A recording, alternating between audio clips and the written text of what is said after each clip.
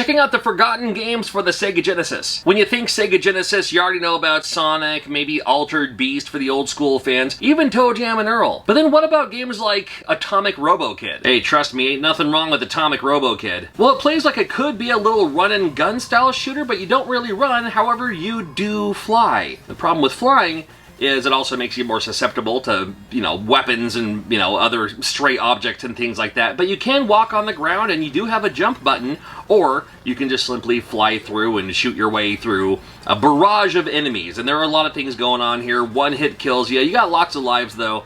Atomic Robo Kid for the Sega Genesis, ain't none finer.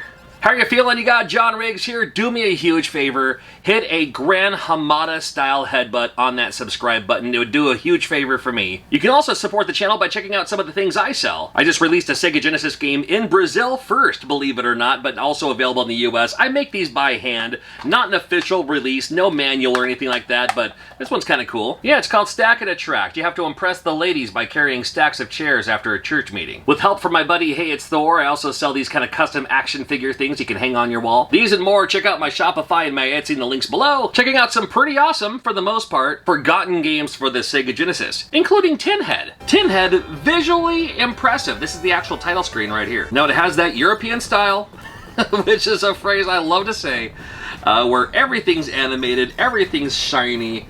It just has that look. Sometimes you move a little too fast. It's almost like it's overclocked from going from PAL region to the NTSC anyway. Those extra little megahertz will do it world of justice. However, it's still a really fun game. It's a run and jump, platformy style. You can shoot your weapon. What I liked about this is, along with shooting your weapon, you can also choose the angle from which your weapon shoots. Now you can shoot in front of you, of course. That's usually the optimal way to play this game. However, there's too many enemies on the ground, or you're going through caves and tunnels and stuff like that. You might shoot the thing below you, so it kind of rolls around a little bit. Or if there's, too many flying enemies, you can kind of shoot it up at an angle too. It's a decent game that didn't really get a whole lot of love even back then. I thought it looked great.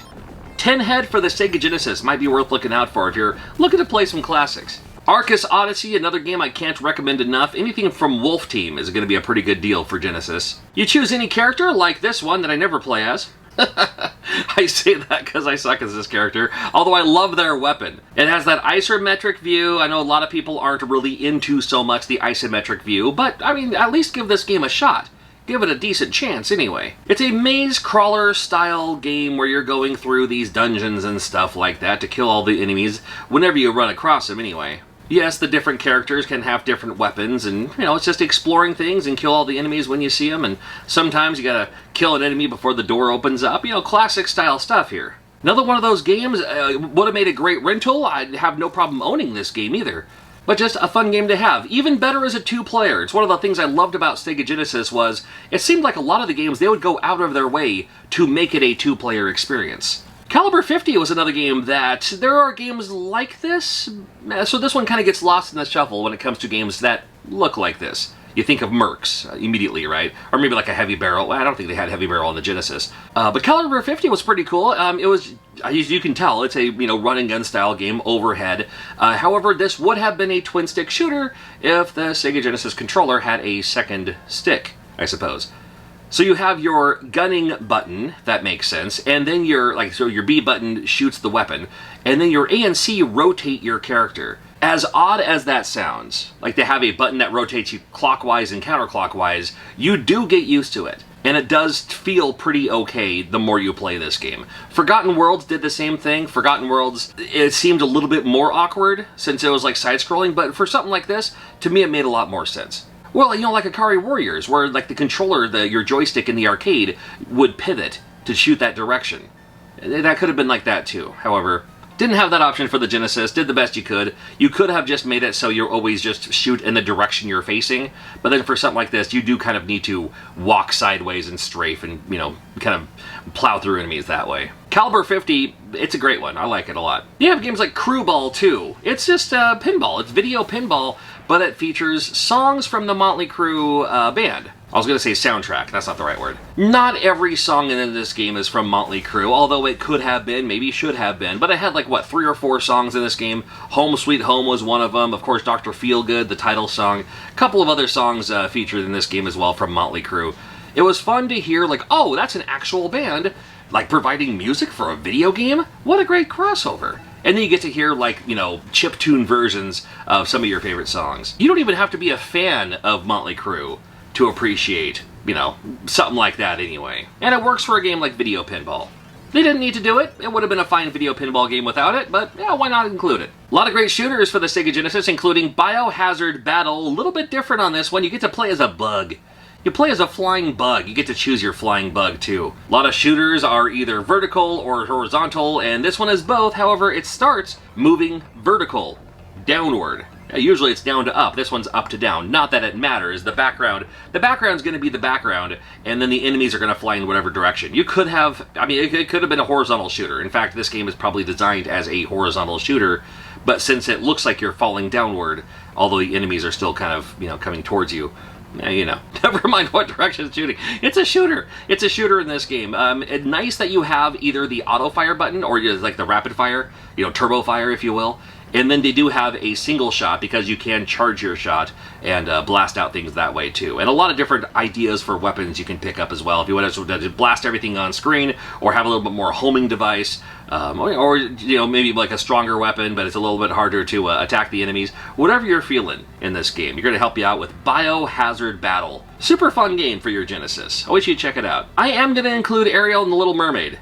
They did make a Little Mermaid game for the Sega Genesis. They had one for the NES. The Genesis one is okay. It plays like a clunkier version of Echo the Dolphin, if you can imagine that. However, the forgotten element, in my opinion, is the fact that you can play as Triton in this game. Now, I don't know if they included that because they thought someone at Genesis would be like, you know, like, oh, this is a guy's system, you know, like we geared towards men playing this game and no one wants to play as a Little Mermaid, so we have to include Triton. Or if it's just, hey, you know what, we have the option, why not include one of the other characters? So you don't have to play as Ariel if you don't want to. Sure, you can play as Ariel, nothing wrong with that. But I thought it was a fun idea that you can play as Triton in this game, so why not do that? Yeah, pick up the keys, you have to save the, you know, when they make a deal with Ursula and don't fulfill their bargain, so they turn into that little thing. Those creepy little things, yeah. The game is okay, but I liked the fact that you could play as Triton if you wanted. Combat Cars is a game I don't hear a lot of people talking about. It has an environment, just looking at this screen, you already know it's for the Sega Genesis. I can't explain why. I don't know why. Each one has their own weapon in this game. So if you want to shoot in front of you, you can choose as the player that shoots in front of you. You only have a few shots or a few weapons. When you pass the lap, you get them refilled. You know, there's like someone who drops mines, there's someone who does the oil slick, and it's still just going around the lap like 3 or 4 times. I think it's 4 times in this game. Combat Cars, just a game that no one's talking about. It's a forgotten game for the Sega Genesis. Mystical Fighter is another game that I had a lot of fun with here too. Well, it is just your side-scrolling beat-em-up, of which the Sega Genesis had several. I mean, of course, you always think about Streets of Rage, you know, the series there. You know, several other games as well. I suppose you could include Golden Axe in that too, but so here you are playing as some Kabuki warriors here. Fighting off other stylized people from the era, I suppose. Got these little gremlin things that look like your younger sister. Nothing wrong with that. Now, this game is kind of monotonous. As much as I love the idea that you're playing as a Kabuki thing, the music, as annoying as you think the music would be, it is not. This game is kind of monotonous. It's just you have your basic attacks and you're, you know, just go through and kill some more enemies and go through more and beat up some more enemies and go through more and beat up some more enemies. It's just one of those style of games. However, I thought it was pretty cool and kind of forgotten. Doom Troopers Mutant Chronicles. Why don't ya? Another 2-player game on this one if you choose. This was a late release game, so one of the reasons why it might be forgotten is because it wasn't as nostalgic. But visually impressive. They're starting to go that little bit more that kind of CGI-esque, you know, not scaled, scanned detailing of graphics and all that. This first stage here in the jungle looks oddly suspiciously like a Donkey Kong Country you might have played on the Super Nintendo during this time. But this is a run and gun and not a monkey around, grab some bananas kind of game. This is, you know, it's Doom Troopers here. We're talking about Doom Troopers and have that for the Sega Genesis. Not bad at all. You got your shoot, you got your big old kick if they're up close. always love a game with a stiff boot. Can never go wrong. Oh, this is gonna be awesome. Got fire going on. We're in outer space, explosions, and it's Trampoline Terror. And then the game looks like this. Well, So much for first impressions. However, when you do play this game, I have a lot of fun with this game. I love games that look like this. I couldn't tell you why. I just think they're fun. Now, the basic premise of the game is there's so many switch on the battlefield, or on the playing field rather. You activate all the switches, they blow up, and then the whole thing blows up, and you fly off and move on to the next one. There you go. Some of these tiles here are trampolines, and you can jump on them, but only so many times. Once they start you jumping on them, and you can move out of the way and everything, they change colors, and then after a while they just go away, so then you don't have the ability to jump on them anymore. Either at your advantage to block in some enemies, or at your disadvantage, where now you're kind of stuck. Well, a little bit like the trampolines from Mappy. But still, I loved games like this. To me, these were like the perfect rentals for the Sega Genesis. Perfect this is like your Saturday morning video game. I love it. Whiz and Liz is not... it's Wizard, not the other. It's nothing gross or anything. Another European style game here. Puzzle, fast action, running, kind of fun. Like when you first look at this, or you saw pictures of it, or maybe whatever, you'd see that and you're like, not for me. Not for me. And that's totally fine. I totally get it. However, the more you play this game, the more you get involved with this game.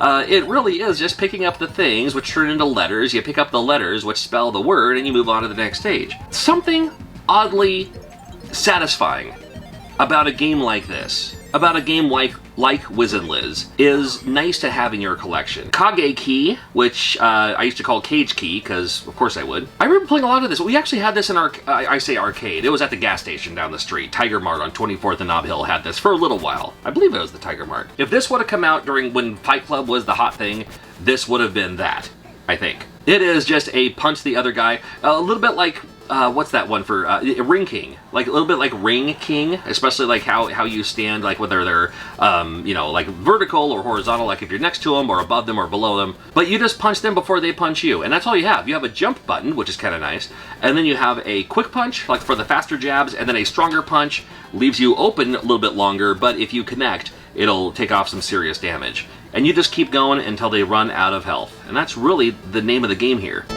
8, 9, 10. You finally beat the guy, they count you out, the bad guy boss comes by and says, well, you're useless to me. And you go on to the next stage. Kageki. Man, this was one of those games I forgot about for a while. It's like, oh, what was the name of that one game? Oh, yeah. I gotta find it again. And they had it for the Sega Genesis. I like how this game starts with, these feature all these things, and it runs without use of any additional hardware. I'm like, yeah, I've seen impressive stuff on video games before, whatever. But then it starts with this. And this is on a Sega Genesis. I would have thought I would have popped in a VHS tape or something. I would have thought I was watching something on MTV's Liquid Television. Man, I love Liquid Television. Anyway, the game itself is also pretty impressive too. You fly this helicopter, but the graphical elements, you would think they're using Mode 7, which doesn't exist on a Sega Genesis. So good call on this for having a game like this. Reminds me a little bit of the helicopter missions from Pilot Wings. If you've played Pilot Wings enough to know, at the end of the 4th stage and the end of the 8th stage, you do the helicopter mission. It reminds me a little bit like that, or maybe even like a Urban Strike or a Jungle Strike or something like that. It's just visually impressive, but pretty cool on this one. Oh, it's called Red Zone. I don't think I mentioned that.